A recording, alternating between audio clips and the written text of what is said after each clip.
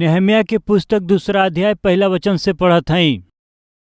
अर्थछत्र राजा के 20वें वर्ष के निसार नामक महीना में जब उनकरा सामने दाखमधु रहल, तब हम दाखमधु उठा करके राजा के दिहली। एकरा से पहले हम उनकरा सामने कबो उदास हम ना भइल रहली।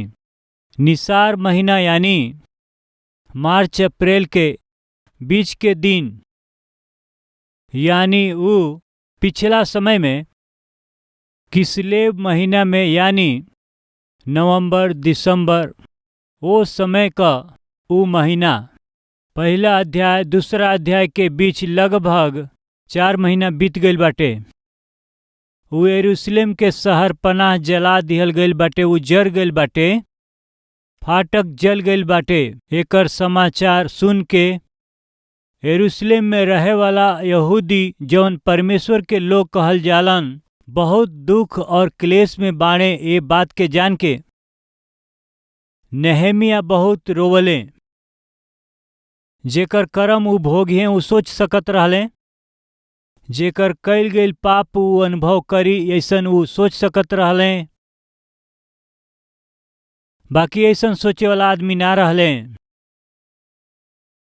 उ प्रेमी व्यक्ति हवन, जेकरा से उ प्रेम करेलन, उ कष्ट में बाणन। ई जान के परमेश्वर का प्रेम कईल नगर जल गईल बा, ई कह के परमेश्वर के प्रेम कईल गईल शहर पनाह जरा दिहल गईल बा, ई कह के नेहमिया जब सुन ले तो चुप ना रह पावले। कारण ई बाटे कि उ परमेश्वर से प्रेम करत रहले। जे परमेश्वर से प्रेम करेला उ परमेश्वर के राज्य के हो सकेला, परमेश्वर के काम के हो सकेला, सेवकाई के हो सकेला, नगर के हो सकेला, उ प्रेम करी हैं। नेहमिया परमेश्वर के नगर यरूशलेम के प्रेम कैले, परमेश्वर के प्रजा यहूदियन से उ प्रेम कैले, वो नगर से प्रेम कैले। यही खातिर ओकरा खातिर बहुत रोवले और प्रार्थना भी कैले। जेकरा के हमनी का बहुत प्रेम करे लीजा, ओकर कुशलता के चाहे लीजा, उनकरा खातिर प्रार्थना करे लीजा, जरूरत पड़ला पर उनकरा खातिर हमहन बहुत रोवे लीजा। नेहमिया के भीतर ये अद्भुत गुण के हमहन देखे लीजा। 4 महीना तक बिना थकले मजबूती के साथ, आशा के साथ, एक तरफ नौकरी करत, दूसरा तरफ उपवास करत, उ बोझ से प्रार्थना कैले।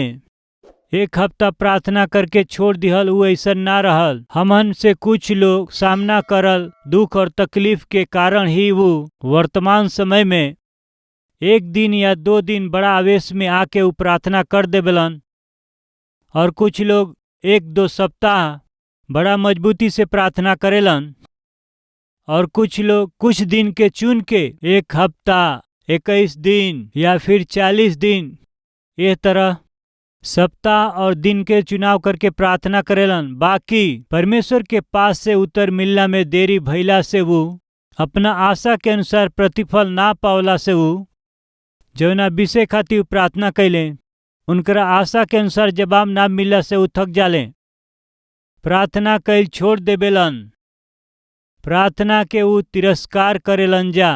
नेहमिया ऐसन व्यक्ति ना हवे। नेहमिया के प्रार्थना का एगो मजबूत कारण बा। उनकरा करे वाला प्रार्थना के निश्चय जवाब मिली। वो विश्वास से प्रार्थना कैले। प्रभु यीशु मसीह भी यह बतौले हमें, जब तू प्रार्थना कैले बड़ा, प्रार्थना करेला, तू जौन प्रार्थना कैले बड़ा ओकर जवाब प्रभु दे दिल बड़ा। वो विश्वास से प्रार्थना कर, तब तोहके दिहल जाई, ई कह करके। नेहमिया एगो बहुत दृढ़ व्यक्ति हवे। उनकरा कल गई प्रार्थना का जवाब अपना आँख से देखला तक हिम्मत से वो प्रार्थना करेला, ये हमनी के समझ में आवेला। उपवास रख के प्रार्थना कैले, रो करके वो प्रार्थना कैले, बोझ के साथ वो प्रार्थना कैले, वो बहुत रोवले, लंबा समय तक वो प्रार्थना कैले। अब का करत हम देखल जाई। 4 महीना बीतला के बाद वो राजा के सामने जाके पियाऊ के रूप में अपना पदवी में सरकारी नौकरी करत समय वो राजा के दाखमधु पिए के बाटे। यही खातिर से जब वो देखले तो नेहमिया तैयार रहले। नेहमिया फुर्तीला व्यक्ति हवे। राजा के कौन वस्तु कब चाही ई ध्यान देवे वाला व्यक्ति हवे। नौकरी करे वाला आत्मिक लोग रउआ फुर्ती से काम करी, परमेश्वर चाहेलन। और सेवा में हिस्सा लेबे वाला रउआ के फुर्ती से काम करे वाला होखे के बा। यदि रउआ बाइबल में ध्यान से उत्पत्ति से प्रकाशित वाक्य तक आखिर तक रउआ देखब तो परमेश्वर वही लोगन के इस्तेमाल कैले बाड़न जवन वही लोगन के परमेश्वर उत्तम स्थान देले बाड़े। केकरा के जानत हई? जवन लोग फुर्तीला बाड़े वही लोगन के। फुर्तीला लोग का करेलन? मेहनत से वो काम करेलन। मेहनत से काम करे वालन के परमेश्वर पसंद करले। बात करूँगा मत भूली। जे आलसी बा, जे खाऊ बाटे, जे पेटू बाटे और जे हमेशा सुतल रहेला, परमेश्वर आशीष देले होखे, बरकत देले होखे। बाइबिल में कहीं ना देखेलिन जा आलसीपन कंगाली के लेके आवेला कहला से ओकरा के छोड़ द कह के कितने ही बेर बाइबल में चेतावनी दिहल गईल बाटे। यदि हमहन में केहू के मेहनत करे के स्वभाव नइखे तब मेहरबानी से रउआ अपना मानसिकता के बदल नहीं, काहे कि ई परमेश्वर की नज़र में रउआ नहीं आ पावत। परमेश्वर के दृष्टि के रउआ आकर्षित नहीं कर पावत। हमेशा खाए वाला, हमेशा घूमे वाला, हमेशा बिस्तर में लुढ़के वाला परमेश्वर के दृष्टि में आवे के चांस नइखे। जितना ज़्यादा समय रउआ बिस्तर में पड़ल रहबा उतना परमेश्वर से रउआ दूर रहब। ए सच्चाई के रउआ मत भुलाई। यदि हो सके तो रउआ में केहू बीमार पड़ल होखे तो उनके बिस्तर में रह के पड़ेला। हम एकरा बारे में नहीं कहत, बाकी स्वास्थ्य अच्छा होके, सब अच्छा होके, आलसपन के स्थान दे करके दिन भर बिस्तर में ही पड़े रहे वालन के विषय में हम बोलत हई। नेहेमिया एगो कामकाजी आदमी हवे। नीति वचन में हम पढ़े लीजा कि काम करे वाला के अनमोल वस्तु मिलेला। जब राजा दाख मधु पियल चाहले तो एवर रेडी नेहेमिया हमेशा तैयार रहत रहलन। तुरंते दाख मधु राजा के दिहले। ऐसे दाख मधु देत समय में जब राजा नेहेमिया के देखलन तो पता नहीं काहे नेहेमिया के मुंह हमेशा खुश रहला, जैसे शांत ना रहल। हमेशा के समान वो आनंदित ना रहले। देखी जा का भइल। निसार नामक महीना में जब उनकरा सामने दाखमधु रहल तब हम दाखमधु उठा के राजा के दिहली। एकरा से पहले हम उनकरा सामने कबो उदास ना भइल रहली। हमहन में बहुत से लोग पता नहीं काहे जब देखा उदास रहलन जा, जब देखा उनकर मुंह रोला जैसे रहेला। ई का बाटे तोहार मुंह हमेशा रोला जैसा रहेला? ऐसन पूछला से उ लोग कहेलन हमार मुंह यही बा। ऐसे ही बोलेलन। मेहरबानी से ध्यान दें, चेहरा के स्थिति मन के परिस्थिति के प्रकट करेला। यदि रउआ गुस्सा में बानी तो रउरी चेहरा पर दिखाई देई। रउरी हृदय में यदि दया बा तो रउरी आंख से उ चमकी। रउरी हृदय में आनंद भइला से उ रउरी चेहरा पर दिखाई देई। यही से चेहरा रउरी हृदय का सूचक हवे। रउरी हृदय के स्थिति के राउर चेहरा बता देवेला। वही दिन राजा नेहेमिया के देख के उ कहत हमें, नेहेमिया तोहार मुंह काहे उतरल बाटे? राजा पूछत हमें, नेहेमिया काहे ऐसन बाड़ो, काहे ऐसे बाड़ो? एकरा से पहले कबो भी वहाँ देखी का लिखल बा। एकरा से पहले कबो भी हम राजा के सामने उदास ना दिखाई दिहली।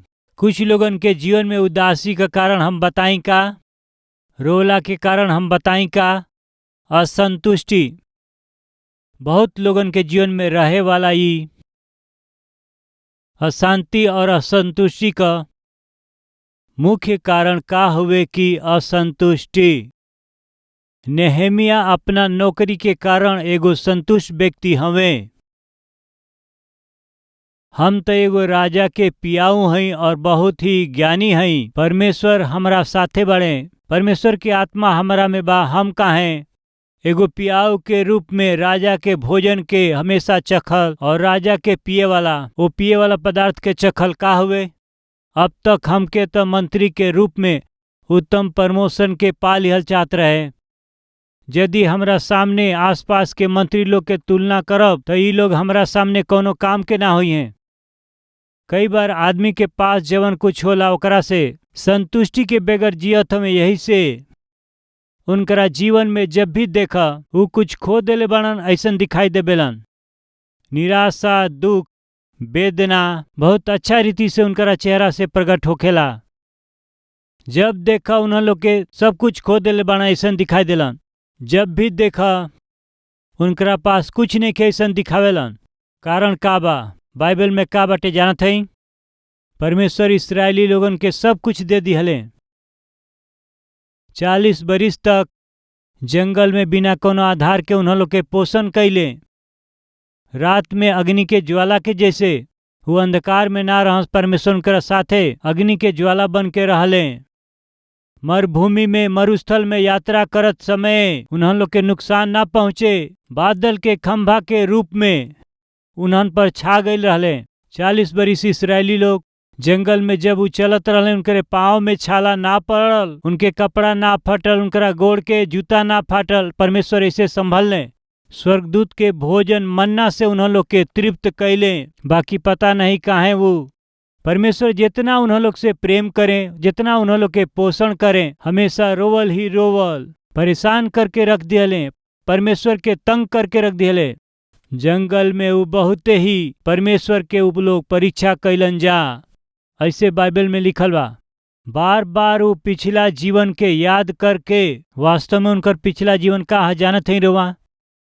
निर्गमन ओकर पहला अध्याय पढ़ला से मालूम चल जाई। लगभग 400 साल इस्राएली लोग फिरौन के शासनकाल में कठिन परिश्रम करके गुलामी के जीवन बितौला के स्थिति। फिरौन के जरिए दिहल गईल कठिन वो विधि के, कठिन नियम के पालन ना कैला के परिस्थिति में, गुलामी के जीवन ना जियला के परिस्थिति में जब वो लोग रोवत रहे, तब उन्होंने लोग का रोवल परमेश्वर तक पहुंच गई। अपना संतान के रोवल सुन के परमेश्वर तरस खैले। गुलामी में रह के कठिन परिश्रम करत समय तड़प करके रोवे वाला अपना संतान के छोड़ाए के बाद परमेश्वर कह के मूसा के मिस्र देश में भेजले। परमेश्वर के सामने अपना चमत्कार के वो दिखा करके 10 बार फिरौन के सबक सिखा के अपना प्रजा इस्राएली प्रजा के गुलामी के वो बंधन से परमेश्वर उन लोग के छोड़ौले। दूध और मधु बहे वाला देश में हम तो हम लोग के अगुवाई करब आवाजा, ई कह के सब लोगन के मूसा के जरिए वो मिस्र देश से वो बाहर लेके अइले। ऐसे वो बाहर ले अइला के बाद में गुलामी से छोड़ा वाला परमेश्वर के महिमा कैला के बदले में वो लोग परमेश्वर के बहुत ही दुखी कैलन जा, खीस दियावलन जा। कैसे रिस दियावलन जा कहला से वो बार बार मिस्र देश के विषय में बात करत रहलन जा। का बाटे मन्ना हमनी खातिर? जब हमनी के मिस्र देश में रहली जा, वहाँ के खायल गेल मांस हमनी के याद आवताटे। मिस्र देश में जब रहली जा, हमहन के समृद्धि याद आवत बाटे। मिस्र देश में जब रहली जा तो हमनी के खायल खीरा और खरबूजा, कांकर और प्याज, ये सब हमनी के याद आवता। सच बा प्रिय, जब ये लोग मिस्र में रहलन वो समय में सच में ये लोग एक तरह के चीज के खैले रहलन जा का? ना प्रिय लोग, कठिन परिश्रम करे वाला ये लोग गुलाम रहलन जा। कितनो ही परिश्रम करो जा, पेट ना भरला के दिन परिस्थिति में रहलन जा। पता नहीं काहे बीतला समय में जैसे अच्छा जीवन जियले बनल जा, बीतला समय में जैसे राजमहल में जीवन बितौले हुए, अब कष्ट उठावत हवन जा। परमेश्वर से ऐसन व्यवहार कैला से परमेश्वर सह ना पौले। परमेश्वर के इतना क्रोध आयल कि परमेश्वर इन लोग के जंगल में नाश कर दी है। इतना क्रोध आयल, मूसा जाके बहुत पापी जीवन बिताए वाला इस्राएली लोगन के और परमेश्वर के बीच में मध्यस्थ बनले। मूसा के कल गई विनती के कारण वही दिन परमेश्वर इस्राएली लोगों के नाश ना करके बचवले। हम का बतावल चाहते हैं कि वो कितना धन्य बाड़े लोग। यहोवा जवना प्रजा के ईश्वर हमें, धन्य हमें, ये कितना धन्य हमें इस्राएली लोग फिरौन यानी वो दिन में पूरा विश्व भर में प्रधान राजा के रूप में जानल गए, मिस्र पर राज्य करे वाला महाराजा। मूसा जा करके ये प्रजा के जंगल में ले जा करके यहोवा के उपासना करे खातिर जाए द, ऐसे कहला से राजा का कहले जानत हई, यहोवा के उपासना करे खातिर ये प्रजा के लेके जाए कहत हव त वास्तव में यहोवा के हवे? यह तरह से फिरौन प्रश्न कैले, यहोवा के ह? उनकर उपासना करे खातिर हमरा गुलाम खातिर हमके काहे भेजे के बाटे? यहोवा के हवे? इहे उ सवाल करत हमें 5वां अध्याय 1 पद में, यहोवा के ह? इतना कठोरता से फिरौन के बात कैला से परमेश्वर यहोवा के हवे हम तो के बताएबी कह करके 10 गो विपत्ति के भेज करके फिरौन के सिर के झुका के और अपना प्रजा के छुड़ा के जंगल में लिया के जब उन्हों लोग के पोषण करत रहले, रिस दियावे लगलन जा, सतावे लगलन जा, अंत में परमेश्वर सह न पा करके जंगल में ही नाश करे का फैसला कैले। इस सब बतौला के कारण कहा पता नहीं, कुछ लोग परमेश्वर से कितनो आशीष पौला पर परमेश्वर उनके कितनो दे, कुछ भी दे दो, कुछ भी नहीं खे उन्हों के पास दिखावत रहलन जा। हो सकेला इसराफ होके हम कहत हई, आज संतुष्टि के बिना जिए वाला सुन जा, तोहरा चेहरा में आनंद ना हो सकेला, रौरी जीवन में आनंद ना हो सकेला। जब देखा परेशानी, जब देखा रौरी चेहरा में संघर्ष ही दिखाई दे। प्रिय भाई और बहन लोग, बाइबल बतावेले कदाचित रात के रोवे के पड़े, परमेश्वर हमनी के सवेरे आनंद के दे के अनुग्रह करिए। बाइबल बतावेले यस, आनंद से भरल समय भी होखेला, आंसू बहावे वाला समय भी होखेला जीवन में, बाकी मत भूली ये सब के बीच में परमेश्वर हमनी के शांति दी है। पौलुस और सिलास अद्भुत रीति से प्रभु के सुसमाचार सुना के फिलिप्पी नगर से वो लोग जात रहे। बेरहमी से पौलुस और सिलास के मार करके घायल करके जेल में डालला से पौलुस सिलास रोले नहीं, जख्म के साथ में, चोरन के साथ में, दुख में, अपमान में परमेश्वर की ओर देख के वो लोग का कैले जानत हैं का? प्रार्थना कैले, भजन के गौले। एगो आदमी कब भजन गावेला? यदि तो हम लोग में केहू आनंदित होके तो वो भजन गावे, यानी जे आनंदित होला उहे भजन गावेला। जब रउआ केहू के देखेली गाना गावेला तो रउआ कहिला, काहे भाई बड़ा गीत गावत हो, बहुत आनंदित बाड़ा, खुश बाड़ा। गाना गा के वो अपना आनंद के प्रकट करेलन। वही दिन पौलुस और सिलास के जेल में गाना गावल कैसे संभव भइल? आज हमनी के जेल में बंद कर देले बाना, बाकी एक दिन आवे वाला बाटे ये सगरी जंजीरन के तोड़ करके जेकर सेवा करेली जाऊ परमेश्वर छुड़ई है। ई विश्वास उन्हन लोग के जीवन में रहल, वही से ही भजन गा सकले। प्रिय भाई और बहन लोग, आज रौरी जीवन में जवन जंजीर बाटे शीघ्र ही परमेश्वर ओकरा के तोड़ी है। यही से आनंद से प्रभु के स्तुति करी, आनंद से प्रभु की आराधना करी, आनंद से प्रभु के धन्यवाद करी। बाइबल में वह देख ली जा, का खाए के, का पिए के, का पहने के, एकर चिंता मत करा जा। ये सब के बारे में अन्य जाति लोग यानी जेकर परमेश्वर ना हवे चिंता करेलन जा। हमनी के पास परमेश्वर बाने, चिंता कैला के जरूरत नहीं खे, फिक्र कैला के जरूरत नहीं खे। आज हमनी में से बहुत से लोग worry worry worry worry worry चिंता चिंता चिंता करत हमें। सेहत के विषय में चिंता, बच्चन के विषय में चिंता, कर्ज के विषय में चिंता, भविष्य के विषय में चिंता, उनका विवाह के विषय में चिंता, तरह तरह के चिंता में आज मनुष्य निश्चिंत रह के चाहे मनुष्य के चिंता करत बाटे। एकर कारण का बाकी हाँ, जवन अनंत जीवन के आधार बाणे वो परमेश्वर पर विश्वास नहीं खन करत। यही से रउआ में से कितना लोग परमेश्वर पर विश्वास करेला? हाथ दिखावे। तो फिर चिंता मत करी।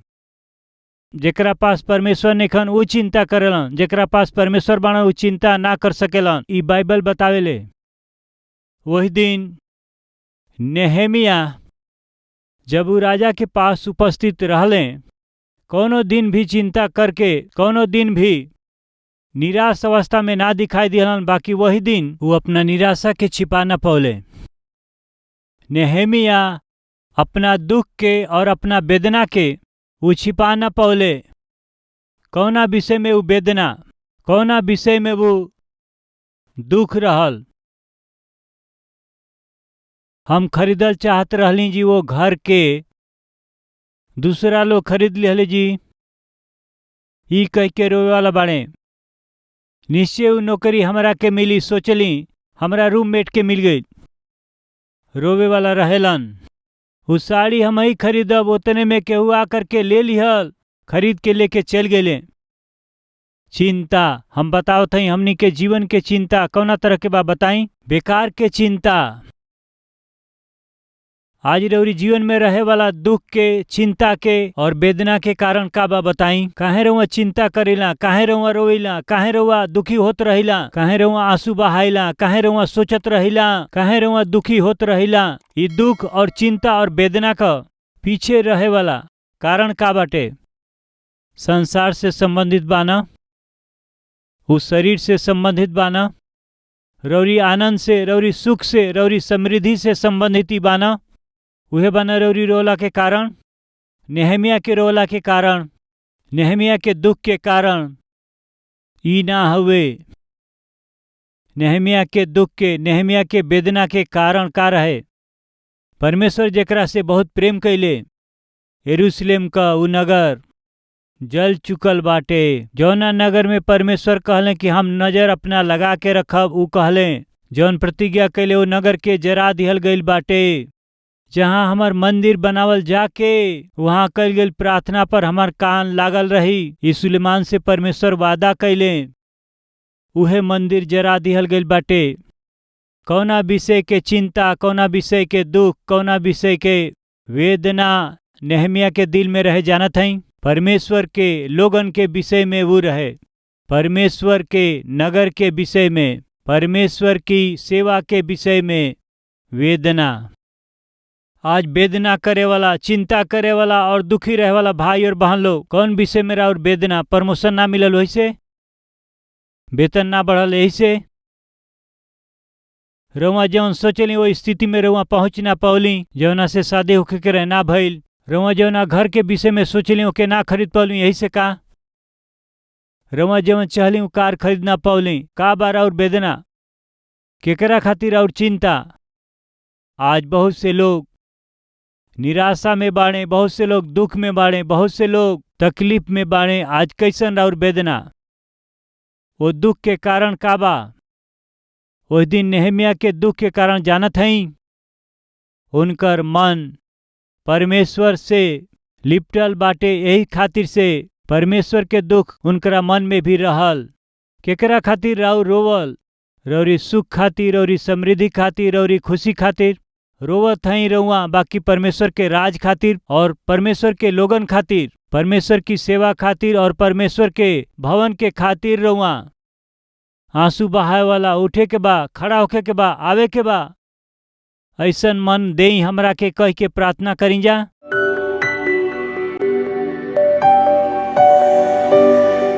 महान पवित्र प्रेमी परमेश्वर पिता, हमनी से सीधा और साफ रीति से बात कैला खातिर धन्यवाद। हर एक आत्मिक व्यक्ति के आत्मा के फल के वो काम में देखावेलन। आत्मा के फल प्रेम हवे पिता, वो प्रेम से रहुआ हमके भर देई। प्रेरित पौलुस कहले कि प्रेम से रहे खातिर हमेशा यत्न कर जा, प्रयास कर जा। प्रेम हमनी के विवश करेला कि हमनी का प्रार्थना करी जा। वो प्रेम हमनी के विवश करेला कि हमनी का व्याकुल होकर के प्रार्थना करत हई जा। हमहन के सामर्थ के साथ रहुआ खातिर के वो उपयोगी होके के हमनी के सिखावेला। वैसन प्रेम से पिता हमनी के भर दें ये चाहत हई जा। आज ये प्रार्थना में सहभागी होके वाला हर एक जना के दर्शन दे के एकांत में, अकेले में, रौरी उपस्थिति में घुटना टेक के हर एक दिन प्रार्थना करे वाला योद्धा के रूप में रहुआ बदल दें। यीशु के नाम से मांगत हई, हे पिता, आमीन। आज कलवरी के आवाज के कई करोड़ लोग देखेलन, खाली हिंदी में नहीं, तमिलनाडु वाले तमिल में, कर्नाटका वाला कन्नड़ में, केरला वाला मलयालम में, उड़ीसा वाला उड़िया में, महाराष्ट्र वाला मराठी में, पश्चिम बंगाल वाला बंगाली में, पंजाब वाला पंजाबी में, यूपी बिहार भोजपुरी में, तेलंगाना आंध्रा वाला तेलुगु में, उर्दू भाषा में, पाकिस्तान, जम्मू कश्मीर, अफगानिस्तान, गल्फ देश वाला गुजराती, आसामी, नेपाली, इंग्लिश में, ऐसे भारत के हर एक मुख्य भाषा में प्रभु यीशु मसीह के उद्धार के सुसमाचार के प्रचार करे वाला सबसे पहला आराधनालय कलवरी टेम्पल हवे। काहे हमनी के इतना मेहनत करत हई जा, काहे हमनी के सुसमाचार के इतना भाषा में प्रचार कैला के प्रयास करत हई जा। ध्यान से सुनी जा, रोमियो के पत्री 10वां अध्याय 13वां वचन, काहे कि जे केहू प्रभु यीशु मसीह के नाम ले ऊ त उद्धार पाई है। के उद्धार पाई? जो यीशु मसीह के नाम ले ऊ उद्धार पाई है। यदि लोगन के उद्धार होखे के बा, यदि उन्हन लोग के पाप के माफी होखे के बा, तो उन्हन लोग के यीशु के नाम के बुलावे के बा। बुलावे के बाद तो विश्वास करे के पड़ी। विश्वास करे के बाटे तो प्रभु के बारे में सुने के बा। प्रभु के बारे में सुने के बा तो केहू के न केहू के सुनावे के बा। यदि केहू सुनावे वाला होखी तो उन्हन लोग के भेजे वाला भी केहू न केहू होखे के चाही। कलवरी की आवाज के मदद करे वाला का करत हमें जानत हई? ई सेवक जौना प्रभु के वचन के प्रचार करत हमें, रौरी मदद के जरिए ही प्रचार हो सकेला। हम जौना वचन के प्रचार करीला 17 अलग अलग भाषा में भारत के चारों कोना में पहुँचेला। खाली भारत में ही नहीं, हमारा पूर्व की ओर बांग्लादेश में, दक्षिण की ओर श्रीलंका में, उत्तर की ओर नेपाल में, पश्चिम की ओर पाकिस्तान में, अफगानिस्तान में, गल्फ कंट्रीज में कलवरी के आवाज का प्रचार होखेला। उनकरा अपना ही भाषा में, खाली अपना ही देश में नहीं, बाकी आस पास के सगरी देशन में हम सुसमाचार फैलावत हई जा। आवे वाला दिन में एशिया के हर एक देश में सुसमाचार के पहुँचाए वाला कलीसिया प्रभु हमके बनावे। ऐसन प्रार्थना हमहन जरूर करी। जौना सुसमाचार से हमनी के मुक्ति पौली जा, ओकरा के दूसरा के ना दिहल हाँ अच्छा ना हुए फैसला करी जा। हमार उद्धार यही से भइल काहे कि केहू हमरा के प्रभु यीशु मसीह के